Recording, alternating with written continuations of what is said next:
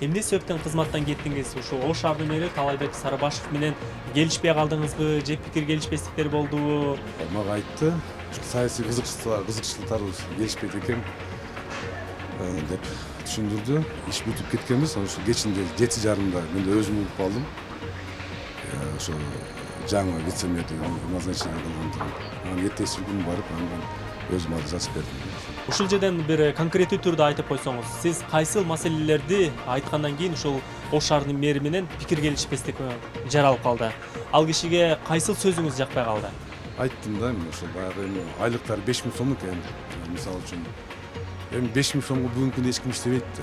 Анан мен айттым, ошол 5000 сом эч ким иштебейт, значит урдайт булар. Эми 5000 сомго ким жашайт? Туурабы, бүгүнкү күндө 5000 сом айласыз аларды ошол урдаганга мажбур кылып атпайбы?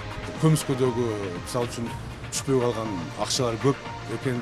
Ал киши мага ошентип айтыпсың, сен мага каршы чыгып атасыңбы деп айтканда, мен ал кишиге Оштун мэрин айткам. Мен эми депутаттардын алдында өзүм оюмду, өзүм пикиримди, өзүм көз карашымды айтканмын деп эле өзүм бетине айткам. Негизи шаардын алга карай өнүгүүсү мындан аркы кадамдары кандай болчудай? Ушул темп менен кете берсе, биз алдыңкы жылдары өнүгө алабызбы?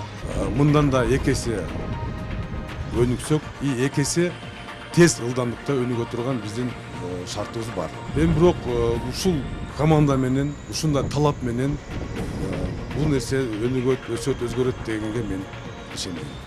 Себеп эмне себептен мындай болуп атат? Азыркы жүргүзүп жаткан мэрдин саясаты кандай? Ал жерде эч кандай баягындай 1000 адис болсоң дагы, 1000 баягы көрүп турсаң дагы, мисалы үчүн өзүңүн оюңу, өзүңүн максаттарыңы ишке мэрдин макулдугу жок, мэрдин пикирине келишпесе, буну ишке ашырыш өтө оор экен да. Мына жакында жергиликтүү кеңештерге шайлоо өткөнү жатат. Бул шайлоону жергиликтүү бийлик таза өткөрүшүнө канчалык деңгээлде таза өтөбү негизи? Эми ошол эле команда иштеп атат азыр. Мына эртең келе турган шайлоону дагы ушул эле жергиликтүү, ушул эле баягы команда камсыз кылып берет. Мен жеке пикирим таза өтүшүнө мен ишенбейм. Таалайбек Сарыбашевдин мөөнөтү бүткөндөн кийин сизди мэр болуп келеткен деп айрым саясий серепчилер кеп кылып, айрым адамдар ушундай жакын тутуп атканда, жаңы мэр катары болуп калат го.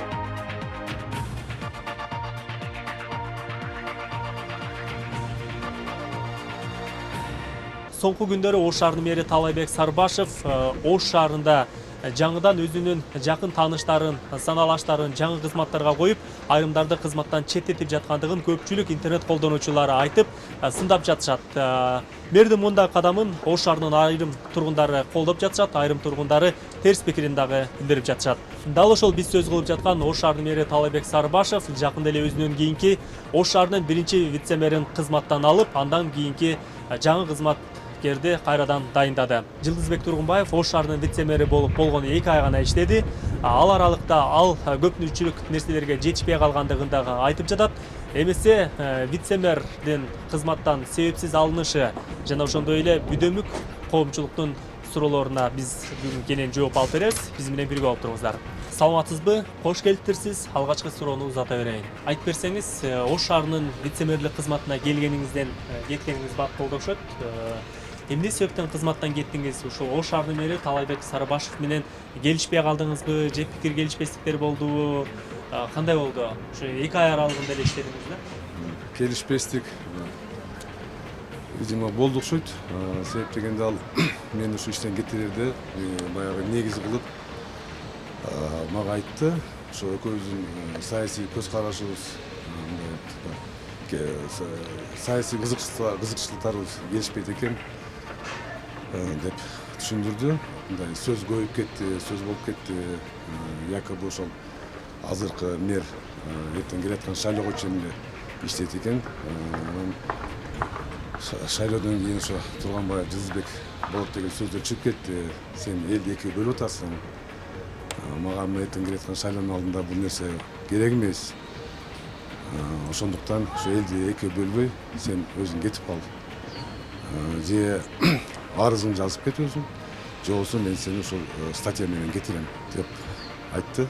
Анан мен бопту, мен ойлонойм, сизге кайра кирип жооп берем десем, деп чыгып кеткем, иш бүтүп кеткенбиз. Ошо кечинде 7:30 мен де өзүм угуп калдым. Ошо жаңы вице-мэрди назначение кылгандыгын. Анан эртеси күнү барып, анан өзүм аны жазып бердим. Демек, бир күндөн кийин сиз арызыңызды жаздыңыз. Вице-мэр болуп иштеп туруп, жаңы вице-мэр дайындалгандыгын бир күндөн кийин билипсиз да. Чындыгында сизди Ош шаарынын мэри болот экен, Таалайбек Сарбашевдин мөөнөтү бүткөндөн кийин сизди мэр болуп келет экен деп айрым саясий серепчилер кеп кылып, айрым адамдар ушундай жакын тутуп атканда, жаңы мэр катары болуп калат го деп мындай байкоо салып жатышты эле. Бул мындай келишпестиктерге эмне түрткү болду? Эми ошол элдин арасында жүргөн сөздөр боюнча мен комментарий бере албайм. Эми балким сөз болсо болгондур. Андай суроолорду мен өзүмө деле сурап жүрүшкөн адамдар. Анан эми тиги Оштун мэри экөөбүздүн келишпестигин өзү мына 2000 мен эми өзү 21 декабрда келдим. Анан 2021 жылкы бюджетти кабыл алдык. Ошол кабыл алдык мезгилде бюджеттин комитети депутаттардын арасында ошо мен өзүм баягындай пикиримди айтып, шаарда кандай бүгүнкү күндө реальный экономический абал кандай, аны кантип оңдосок болот, каерде кандай бир проблемалар бар, кандай мүчүлүштөр бар, алар дагы ошо ачык айкын өзүмдүн пикиримди айтып депутаттардын алдында кандай иштерди жасаш керек, алар дагы айтып ойлорумду айткан элем. Ошол күнү эртеси күнү эле эртең менен кайра эле ошо Оштун мэри мени чакырып, менин чогуу ошо азыркы мына шаардык финансы башкармаларынын жетекчисин, мэриядагы экономика бөлүмүнүн башчысын үчөө чакырып, анан ошолордун көзүнчө айтты возмущениясын. Сен мага менин жүргүзгөн саясатыма каршысыңбы, каршы чыгып атасыңбы, мен сени кетирем, соттошуп жүрө бересиң дегендей сөздөр болгон, эскерткен мага. Ал киши мага ошентип айтыпсың, сен мага каршы чыгып атасыңбы деп айтканда, мен ал кишиге Оштун мэрин айткам. Мен эми депутаттардын алдында өзүм оюмду, өзүм пикиримди, өзүм көз карашымды айтканмын деп эле өзүм бетине айткам. Ушул жерден бир конкреттүү түрдө айтып койсоңуз, сиз кайсыл маселелерди айткандан кийин ушул Ош шаарынын мэри менен пикир келишпестик жаралып калды? Ал кишиге кайсыл сөзүңүз жакпай калды? 2021 жылкы бюджетти защита кылып атканыбызда мен ошол депутаттардын алдында ошол кыска мөөнөттө мен ушул значит мэриянын баягындай караштуу ишкана, мисалы үчүн мына Ош автоунаа базарын барып жылы жыйынтыктап эмгек жамааты менен жолугуп, алар менен дагы ойлорун, алардын дагы баягындай проблемаларын угуп, айлыктарын, башкаларын баардыгын таанышканмын. Андан сырткары мынабу центральный базар, борбордук базар ишканасында территорияларын көрүп, коллектив менен таанышып, ушу жылы жыйынтыктанып барып, алардын иштөө шарттарын көрүп, анан көргөн элем, дагы башка кызматтарды көргөнмүн. Анан эми ошол жерде депутаттардын алдында эми айттым да, мен ошол баягы эми айлыктары 5000 сом экен, мисалы үчүн. Эми 5000 сомго бүгүнкү күндө эч ким иштебейт да. Анан мен айттым, ошол 5000 сом эч ким иштебейт, значит урдайт булар. Эми 5000 сомго ким жашайт? Тура бүгүнкү күндө 5000 сом. Айласыз аларды ошол урдаганга мажбур кылып атпайбы? Себеп дегенде мэрия тараптан ошол жалпы ошолордун ишин бирөө мен оюмча ошо мындай бир толук кандуу, бир мындай бир терең кызыгып анализ деген бир мындай анализ деген иш жок да бүгүнкү чейинчи. Урдабаш үчүн ал жерде барып көрүп, реальный баягындай абсолютно көрүп, оптимизация кылып, алардын бүт мисалы үчүн муниципалдык ишканалардагы бүт кызматкерлерге айлыктарын көбөйтүш керек. Айлыктарды көбөйтүш үчүн ошол баягы түшүүчү, мисалы үчүн Ош шаарынын бюджетин толуктай турган бардык булактардын баарын инвентаризация кылып, ошолордун бардыгын бир казанга салыш керек. Ошондо шаардын мүмкүнчүлүгү чоңоет. Ошонун эсебинен бардык ушул службалардын баягындай айлыктарын көбөйтүш керек деген ойлорду айтканмын. Сиз эми вице-мэрлик кызматта турганда көбүнчө экономика тармагына жумушуңуз көбүнчө тиешелүү экен эле. Өзүңүз дагы бул багытта бир канча жетекчилик кызматтарда иштеп, абдан адискөй адамсыз. Чындыгында келгенден баштап вице-мэрлик кызматта кайсыл кызматтарда кандай иштерди аткарайын деген бир максаттарыңыз болгонбу? Шаардын өнүгүүсүнө бир кандай салымыңызды кошоюн дедиңиз эле? Эми салым кандай? Салым эмне да экономика качан өнүгөт? Мисалы үчүн менин түшүнүгүмдө азыр мына бул 2021 жылкы бюджетти 1 миллиард 370 миллион бюджет кабыл алынды. Бул былтыркы жылга салыштырмалуу 2,1% гана өсүш болуп атат да. Анан бул эми өсүш эмес деп эсептейм мен. Бул жерде жалпы ошол баягы бюджетке толук бюджетке түптө турган бардык булактардын бардыгын инвентаризация кылыш керек да өзүчө. Мисалы үчүн биринчи мына шаардын бюджетинин чоң баягы бөлүгүн түзгөн бул салык кирешеси, бул жалпы түшкөн акчадан ошо 86%ын түзөт. Анан баягы муниципалдык УМС управление муниципальный собственность деп ал ишкана бар. Ал жерде дагы көп баягындай көмүскөдөгү мисалы үчүн түшпөй калган акчалар көп экен.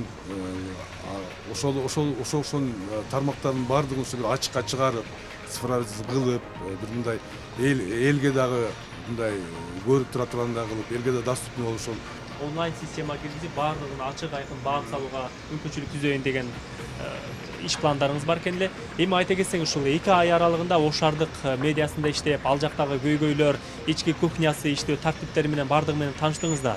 Негизи шаардын алга карай өнүгүүсү, мындан аркы кадамдары кандай болчудай? Ушул темп менен кете берсе, биз алдыңкы жылдары өнүгө алабызбы? Биз ойлогондой элдин көөдөнүндөгүдөй бир өзгөрүү болобу экен? Ош шаарынын толук мүмкүнчүлүгү бар. Ош шаарынын толук мүмкүнчүлүгү бар. Мындан да 2 эсе өнүксөк, 2 эсе тез ылдамдыкта өнүгө турган биздин шартыбыз бар экен. Мен муну көрдүм.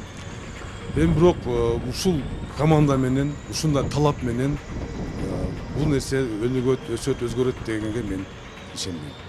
Себеп эмне себептен мындай болуп атат? Азыркы жүргүзүп жаткан мэрдин саясаты кандай? Ош шаарынын мэриясында только ошо мэр чечет экен да. Баягы не то что баягы катардагы кызматкер, даже ошо вице-мэрлер дагы ошо үмүтүн үзүп коюптур да. Мен жаңы келгенде баягы бүт шаардагы реальный обстановканы көрүп, анан вице-мэрлер менен ар ким өзүнүн тармагына жараша баягындай караган вице-мэрлер менен ушундай болуп атыптыр, мындай кемчиликтер бар экен, кылсак болбойбу, эмнеге андай кылбайсыңар деп мен сурап жатсам, ошо вице-мэрлердин көпчүлүгү, эми 4 вице-мэр бар экен, ошонун 2 вице-мэр мага бетиме эле ачык айтты. Жылдыз аке, сиз да эми жаңы келдиңиз, бул жерде внутренний порядок сиз билбейсиз. Биз айтканыбыз бесполезно. Айтканда мисалы үчүн ар бир өзүнүн баягындай караган тармагындагы жетекчилерге айта турган болсолар, биз менен жолун чечпейт. Баары мэр менен түзүшөт да, биз бекер ортодо осол болуп калабыз. Сиздер эми жаңы келдиңиз, билбейсиз, мында эми өзүңүздөр эми көрөсүз деп мага эскертишкен. Эми мен ошону чындыгында көрдүм. Ал жерде эч кандай баягындай 1000 адис болсоң дагы, 1000 баягы көрүп турсаң дагы, мисалы үчүн өзүңүн оюңу, өзүңүн максаттарыңды ишке мэрдин макулдугу жок, мэрдин пикирине келишпесе, буну ишке ашырыш өтө оор экен да. Мына жакында жергиликтүү кеңештерге шайлоо өткөнү жатат. Бул шайлоо ачык айкын таза өтөт дегенге ишенесизби? Жана ошондой эле бул шайлоону жергиликтүү бийлик таза өткөрүшүнө канчалык деңгээлде көзүңүз жетет? Таза өтөбү негизи? Эми буга чейинки шайлоолор мына өзүңүз жакшы билесиз, таза өткөн эмес. Ошо таза өтпөгөндүгүн кесепетинен ушу мына кечеги 5-6 октябрдагы окуялар болуп өттү. Тиги ошол баягы жетекчилердин же болбосо МПлардын жообуна караганда, значит буга чейин таза өткөн эмес. Эми ошол эле команда иштеп атат азыр. Бул команда мына эртең келе турган шайлоону дагы ушул эле жергиликтүү ушул эле баягы команда камсыз кылып берет. Мен жеке пикирим таза өтүшүнө мен ишенбейм да. Эми азыр сиз жумуштан кеттиңиз, азыр сиз эркинсиз. Кандай максаттарыңыз бар? Мындан аркы кадамдарыңыз кандай болот сиздин эми? Эми мындан наркы кадамдарын мен көрөбүз, эми убакыт көрсөтөт да. Мында өзүмдүн да ойлорум бар, эми Кудай буйрса болуп калса айтабыз дагы. Чоң рахмат, ыраазычылык билдирем. Урматтуу көрүүчүлөр, биз маегибизди жыйынтыктайбыз. Эгерде кимде-ким экинчи тарап пикирин билдирем дей турган болсо, бизге кайрылып байланышса болот. Биз сөзсүз түрдө алардын пикирин дагы эфирге чыгарып берүүгө болгон аракетибизди жумшайбыз. Жана ошондой эле Адыл Ак жолу YouTube каналындагы жарпы көрүүчүлөргө коомдогу бардык көйгөйлөрдү, пикирлерди элдин үнүн элге жеткирип болгон аракетибизди жумшап иштеп жатабыз. Биз менен бирге соңку маалыматтар менен кабардар болуп туруңуздар. Саламатта калыңыздар.